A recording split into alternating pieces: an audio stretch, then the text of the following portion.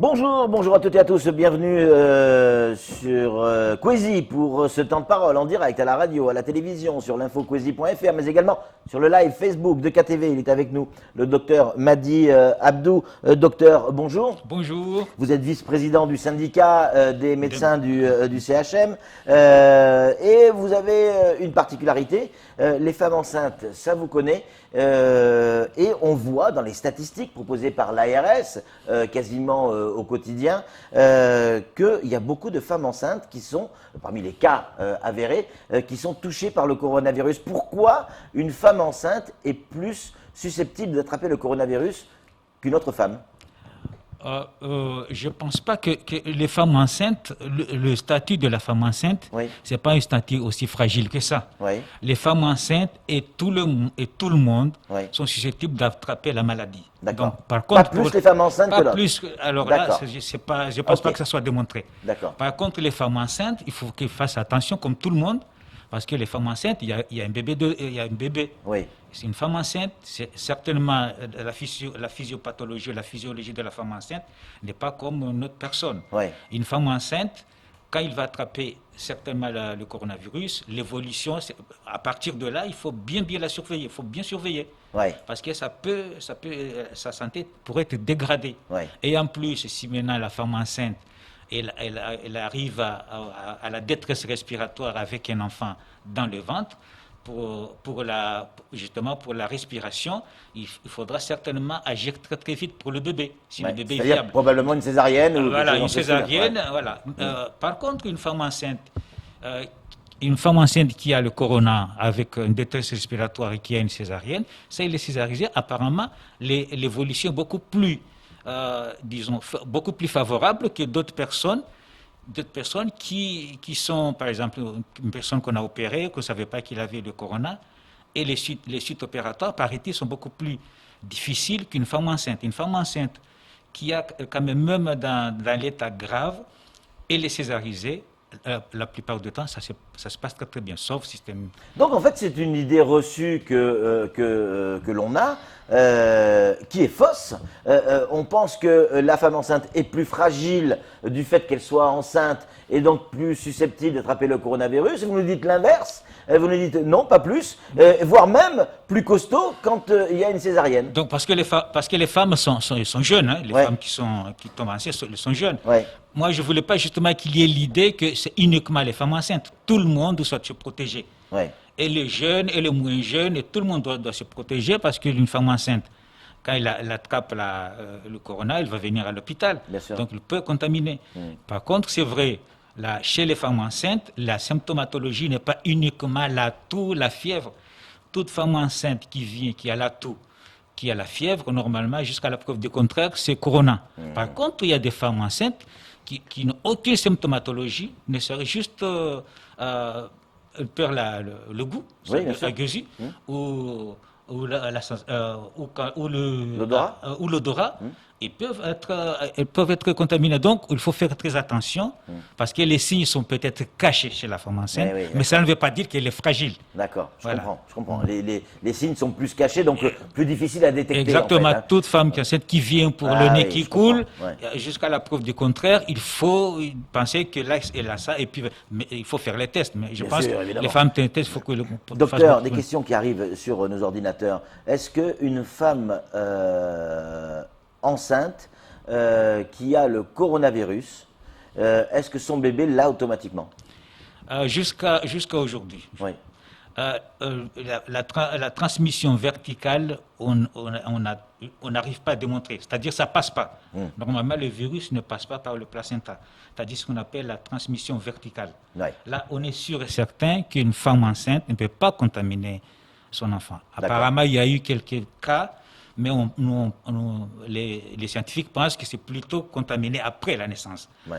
C'est pas encore sûr. Hein. Il y a Vous eu savez, un cas au Pérou, on l'a vu dans la presse, où un enfant est né Covid-19 plus. ça a été démontré. Bon, ce cas-là, je ne connais pas, mais Oui. il y a eu d'autres dans le monde entier. Oui. Et les scientifiques pensent que c'était plutôt contaminé après. C'est Ouais. possible, hein, vous D'accord. savez, Ouais, la science, ouais, hein, ouais. ça Oui, évolue. bien Hein. sûr, bien sûr. Ce qui a été dit hier, aujourd'hui, ça peut changer. Ouais. Mais normalement, les femmes enceintes, les bébés sont protégés. Ouais. Quel traitement on peut donner à une femme qui est enceinte pour la protéger du coronavirus? Des vitamines, je sais pas, une alimentation particulière? Ben, je ne peux pas dire qu'il y a un traitement. Il n'y a pas de traitement actuellement. Bien sûr. Il y a des essais cliniques, on essaie de donner tout ce qu'on peut. Mais je pense que c'est l'hygiène de vie. Donc, si la femme enceinte se protège, mange normalement, parce que les femmes enceintes peuvent aussi faire du diabète, peuvent avoir de la tension, peuvent avoir toutes les complications de grossesse. Donc, il faut aussi qu'elle fasse attention. Pour tout. En plus, il y a le corona.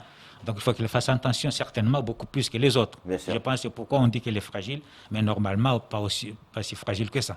Alors il y a quand même la femme enceinte, elle porte un bébé évidemment, elle est inquiète avec le coronavirus pour elle et son bébé. J'allais dire elle est 2 fois plus inquiète qu'une personne lambda, parce qu'il y a 2 personnes en une. Est-ce que cette crise du coronavirus psychologiquement peut perturber une femme enceinte? Ben, si on lui explique qu'elle est protégée déjà, on lui dit qu'on peut dire même 100% votre enfant ne sera pas infecté. Oui. Je pense que là, donc déjà c'est Et une femme enceinte, même si elle a le coronavirus, elle peut accoucher normalement. Elle peut avoir une péridurale. Maintenant, si je dis que c'est la catastrophe, c'est autre chose. Ça, c'est une césarienne, mais elle peut accoucher normalement. Une femme enceinte, une femme qui a accouché avec corona, elle peut allaiter son bébé. Il peut vivre avec son bébé. Son bébé ne portera pas de masque, mais le bébé sera avec la maman, bien sûr, avec tous les soins qu'il faut. Hein. La maman doit porter un masque, j'imagine. Ah, bien sûr. Les infirmières, les pédiatres. Et ça veut dire que le bébé qui n'a pas le coronavirus, il est né sans le corona. La maman, elle est porteuse. Ok, on met tous les gestes barrières autour de la maman, mais elle peut vivre avec son bébé dans les bras. Donc pour dire que les femmes enceintes, c'est bien, quoi, c'est tout peinard, quoi. Donc faut pas qu'il y ait cette psychologie d'avoir peur, d'être stressé. Par contre, il faut pas l'attraper. Moi, je pense que le message, il est là. Il faut pas comment ne pas l'attraper? C'est difficile, parce que le confinement, moi j'ai même vu le reportage des femmes enceintes qui cherchaient le gaz. Donc voilà, vous imaginez. C'est clair, c'est clair. Et là, le risque, il est important. Vous êtes sur ce plateau avec un masque. Pour ceux qui nous écoutent à la radio, ceux qui sont à la télévision vous voient bien évidemment. Vous portez un masque parce que vous êtes au contact des gens qui peuvent avoir le coronavirus. Comment on réagit quand on est médecin? On sait qu'en face, il peut y avoir un patient qui a le corona. Ça réagit comment psychologiquement quand on est médecin? On se pose cette question ou pas? Non, on ne se pose pas cette question parce que normalement, on est censé se protéger. Donc, on sait ce qu'il faut, on fait comme tout le monde, hein, les masques, se laver les mains, parce que quand il y a eu aussi le sida, on pensait que le métier de médecin, c'était à risque parce qu'il y avait le sida. Mais ça, on sait comment se protéger. Donc, c'est même pas, vous savez qu'avant, on disait, un patient qui a le sida, il faut mettre des étiquettes rouges. Non. Vous savez que tout est possible. Donc il faut se protéger. Maintenant, même si la personne n'est pas diagnostiquée, vous savez ce qu'il faut faire pour ne pas l'attraper. Maintenant, il y a des accidents. Alors, on a eu des messages également, il y a des femmes qui sont enceintes, elles ont un doute sur leur état.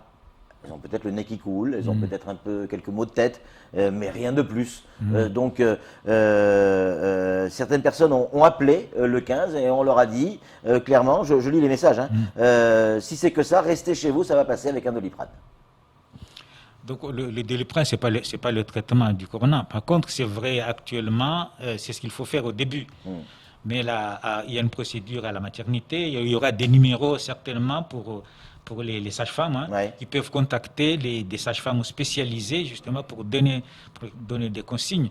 Parce que c'est ce que j'ai dit au début, une femme enceinte qui a le corona, il faut la surveiller comme du lait sur le feu. Parce que la première semaine, peut-être ça se passe bien. Mais la deuxième semaine, peut-être ça se passerait mal. Donc, voilà, je pense qu'il ne faut pas négliger, il faut appeler. Et il y a des sages-femmes, il y a une procédure à l'hôpital qui est très, très, très bien. Donc, de A à Z, il y a vraiment une prise en charge pluridisciplinaire. Des urgentistes jusqu'à médecine réelle, les anesthésistes, justement pour les femmes enceintes. Je pense qu'il ne faut pas qu'ils Les enfants qui naissent aujourd'hui, et là je ne parle pas forcément de coronavirus, encore que, il y a certaines mamans qui n'acceptent pas que leur enfant soit vacciné. je parle je parle pas du coronavirus, hein. Certains s'interrogent et sont pas forcément d'accord avec ça. Le vaccin est obligatoire. Bien sûr, le vaccin est obligatoire. Je pense que c'est une très très bonne question parce que j'ai l'impression que maintenant on ne vaccine plus. C'est ça. Alors qu'ici, au moment, on n'avait pas peur du vaccin. Ouais. Non, mais pourquoi les gens ont peur maintenant du vaccin? Je pense pas que ce soit le vaccin lui-même. Ouais. Pour y aller, là, il faut faire le vaccin. Je pense que c'est là. Donc, il faudrait que peut-être. Les gens ont peur de l'endroit exactement. de santé. Si on leur explique que voilà, il y a un endroit où on pourrait faire comme la queue avec la distanciation. On pourrait certainement se faire tranquillement, sans peur, sans contamination. Je pense que les femmes. En fait, c'est ça. Comme les gens qui ont des pathologies chroniques qui ne viennent plus à l'hôpital. Ouais. Quelquefois même, on s'étonne, mais où sont passés nos malades? Ils sont en ville, ils ont peur aussi. Mais par contre, il y a la téléconsultation là, qui est en train de se faire. Je pense que c'est une très très bonne idée justement pour que les médecins de temps en temps prennent contact avec leurs patients. Oui, la téléconsultation. Téléconsultation, oui. Ça se fait par Skype ou WhatsApp. Par Skype, voilà. Et il faut que les gens aient Internet. Oh, bien sûr. Et aussi le téléphone. Hein, et au moins le téléphone. Le téléphone, si le patient ou la patiente est connu, c'est possible. Hein. Bien sûr. Kamar Boura a une question à vous poser, docteur. Non, j'aimerais revenir sur la femme enceinte qui est atteinte du Covid et qui a accouché. Peu importe, naturellement ou par césarienne. Est-ce que vous, dans votre déontologie de médecin, la première chose à proposer à cette femme, c'est de ne pas séparer le bébé avec la maman? Ah oui. On à la naissance tout de suite? Mais est-ce que la maman, enfin, il y a quand même une façon, une manière d'expliquer à cette femme qui va finalement devenir patiente parce qu'elle est atteinte, de dire voilà, il est préférable, en tout cas, nous recommandons qu'on vous sépare de votre bébé pendant votre traitement ou pendant votre hospitalisation. Ah non, mais il n'y a pas de séparation. On ne peut pas le séparer. Non, on ne sépare pas. Après la naissance, il y aura les soins pour le bébé, il sera lavé, tout beau, et puis il peut avoir un contact avec la maman. C'est la maman qui portera de masque, on fera. Non, mais je veux dire, déjà le fait de l'allaiter, si la personne est atteinte. La maman peut allaiter s'il veut. Donc, il n'y a pas de risque. Avec le téton, la personne, il n'y a pas de risque. Voilà, vous voyez, pour la femme enceinte, il y a vraiment. Il faut désinfecter, j'imagine, avant, évidemment. Oui, bien sûr, il faut faire attention, mais si la maman peut allaiter son bébé. Oui.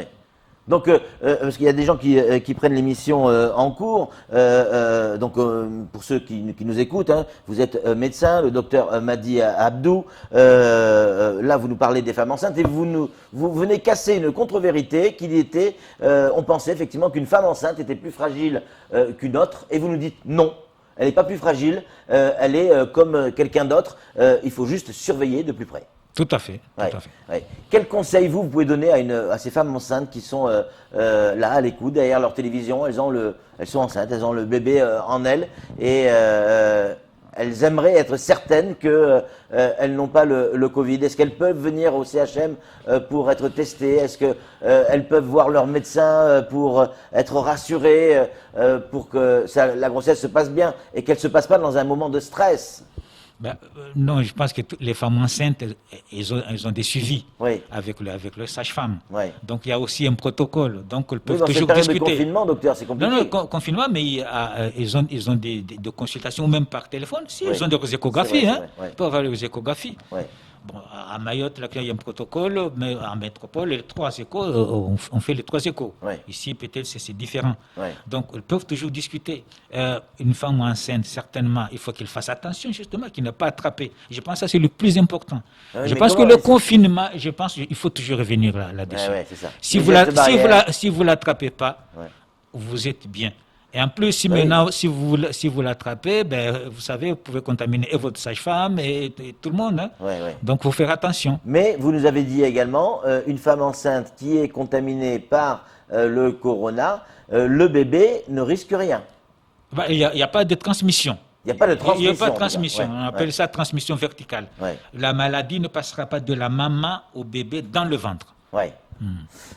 Kamar, une dernière question pour le docteur Madi Abdou. Donc, ça veut dire, docteur, que si aujourd'hui une femme commence sa grossesse, allez, on va dire, elle a 2 mois, le conseil, c'est de leur dire, don't panique, continuez votre grossesse, ne paniquez pas, il n'y a pas besoin d'avorter, par exemple. Donc, et si elle commence la grossesse et tout de suite, on sait qu'elle est infectée, est-ce qu'on lui conseille de garder quand même sa Ah oui, grossesse bien sûr. et de ne pas avorter, Oui, il y a des femmes qui l'attrapent et puis qui guérissent comme qui tout sont le au monde. début de grossesse? Voilà. Donc il y a aucun problème. Ils peuvent l'attraper. Vous savez, pendant la grossesse, il peut y avoir d'autres infections. Hein. Vous savez, une maman peut avorter pour autre chose. Bien Pas, sûr. pas uniquement ça. Ouais. Donc pour le moment, on sait que, bon, c'est vrai, on n'a pas beaucoup de recul, mais il y a pas, puisque de toute façon ça ne se transmet pas, il n'y a pas eu de malformation décrite, hein, et c'est tout à fait normal parce que c'est juste une maladie qui vient d'apparaître. Par contre, certainement, il y a d'autres choses qui peuvent provoquer des dégâts chez le bébé sans que ce soit le corona. Merci beaucoup Madi Abdou. On rappelle, hein, vous êtes médecin, vous occupez des femmes enceintes et vous êtes également vice-président du syndicat des médecins au CHM. Je suis chef de pôle de la maternité. Et évidemment, chef de pôle de la maternité, effectivement. Et depuis très, très longtemps quand même. Tout à fait, donc vous savez de quoi vous parlez. Merci beaucoup, docteur Madi Abdou, d'être venu sur notre plateau et d'avoir répondu à nos questions. C'est tout pour ce temps de parole. Tout de suite, la suite de nos programmes.